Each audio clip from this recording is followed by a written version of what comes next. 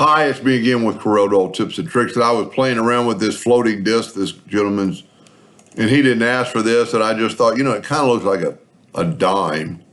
So what would be cool would be to have the ridges around the dime like that. Very easily done. Let's make a copy of let's see what our nudge factor is. Let's see how thick this is.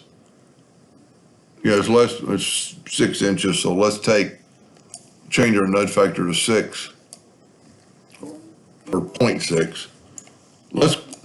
I got a bunch of hidden stuff in there.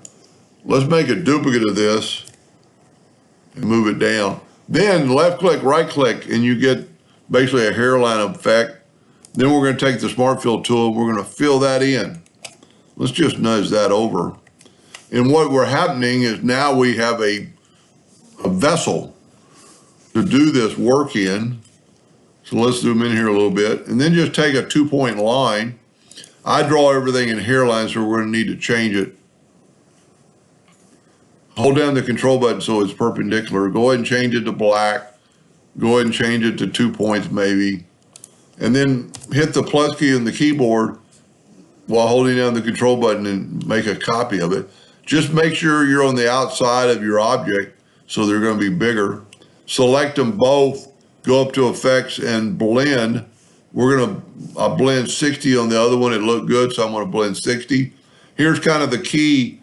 Break the blend apart, group it together, and then don't move this up to this, and then select everything and intersect it.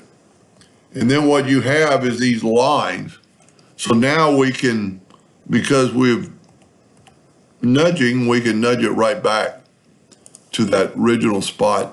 And you look like you've got lines going around the area.